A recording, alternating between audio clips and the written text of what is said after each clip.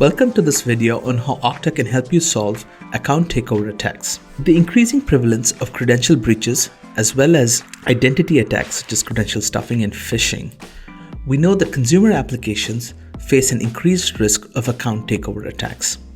To understand and solve this problem, organizations traditionally have relied on a number of different solutions outside of the identity layer. But with Okta's identity-centric approach, you now have an option to solve this problem at the core point of attack. Today, we'll see a number of features that organizations can leverage as they try to tackle this problem. To understand how Okta can be part of this equation to stop account takeover attacks, we'll jump into Okta's features to show you some of the key features that can be part of this conversation. Now, to see how Okta can be part of the authentication journey and protect against account takeover, let's look at what Okta offers from a password policy standpoint. Traditionally, a large number of attacks have been due to weak or compromised passwords.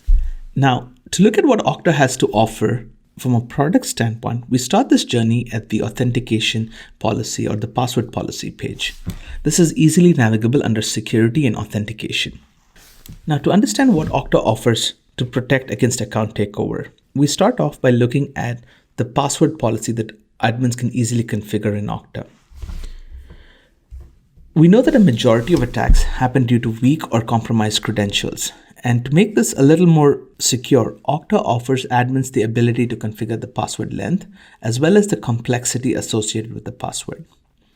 Additionally, knowing that your account login and password reset are common sources of account takeover attacks, Okta makes it easy to enforce and control when and where users can reset and recover their passwords.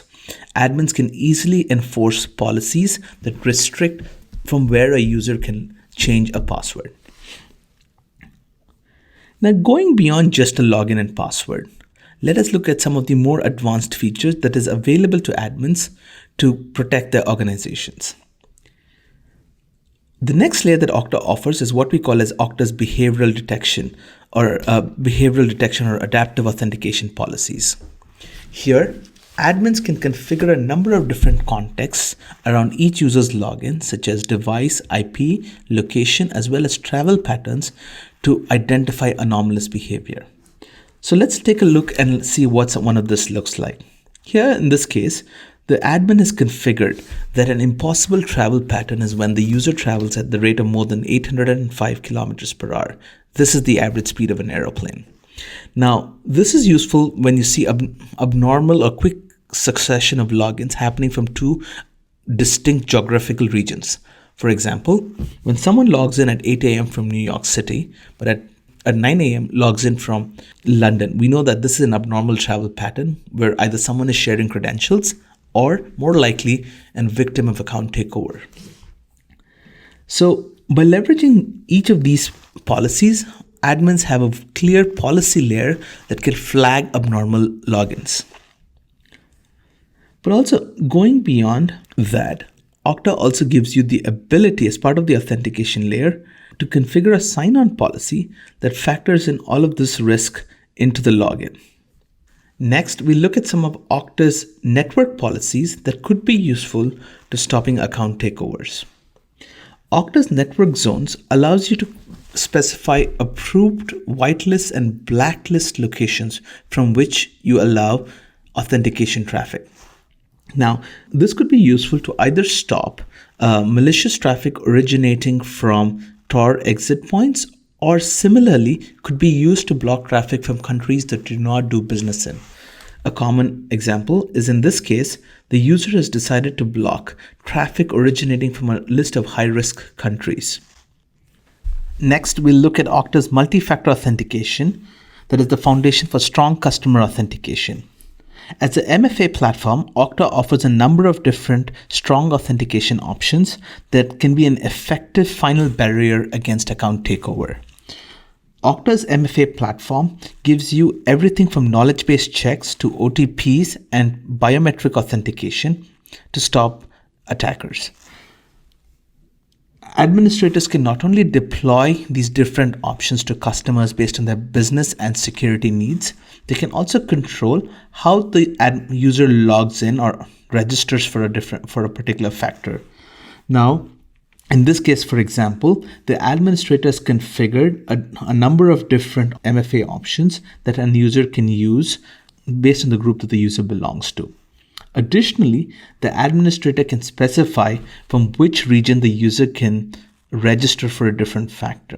Now, this is very useful because we know that a lot of account takeover incidents originate from international locations. And if you're a business that does not have customers that do access your application internationally, now you could restrict enrollment to only regions from which you have your customer base from. Now, in this case, the administrator specified that the enrollment can happen only from the United States, because possibly their business only works and operates inside of the United States, as well as this happens from the first time when the user logs in for MFA. Another key feature of this option is some of the strong authentication options that are defined by standards such as WebAuthn. Now, WebAuthn is a standards-based passwordless authentication option that can be used both as a primary authenticator as well as a secondary authenticator. And the cool part about this factor is that there is no credentials being shared over the wire, so it also protects you against man-in-the-middle as well as phishing attacks. Now let us bring all of this together under our authentication sign-on policy. Now here, what the administrator can configure a cascading list of policies through which a user can authenticate. Here, for example, if a user is logging into, let's say, for example, a loyalty account, the administrator has specified a number of different rules that can be leveraged to assess the login flow. Here, it's a pretty straightforward policy. It says that if the user is authenticating you without passwords, which is another option that we allow inside of Okta, the user can authenticate from anywhere, but it has to go through a strong authentication option. So in this case, we say that something as strong as WebAuthn that I just spoke about can be used, or something like Okta Verify can be used without demanding a second factor. We do this because these are very strong assurance factors. But when the user authenticates using a low assurance factor like SMS, we now force the user to go through a second factor, such as Okta Verify, before they can get access to the service. So this way, as you think about the strength of the authenticators, you can set up different credential chains to stop against low assurance authenticators being a source of account takeover attacks. Now, another policy the user configured which is largely driven by passwords, is that you can now force the user, when they just use passwords as the primary authenticator, that they can use a second factor of their choice as the secondary authentication option. Now, these are all the options that can be used to prevent account takeovers from happening. The question is, what do you do when an account takeover actually happens? How can you learn from that? This is where Okta's security dashboard can be a pretty useful tool for SOC operations. Here in this case, we provide all the details associated with a user's login so that administrators can understand and build and identify security gaps in their login flow.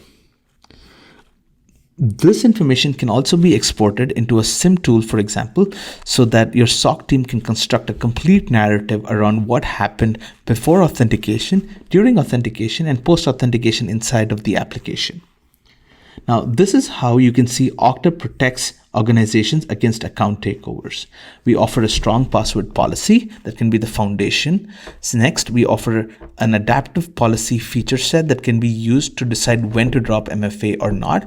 And third, you can use MFA as the final barrier against unauthorized access into the application. With that, hopefully you can now construct and protect your users from the risk of account takeover. Thank you.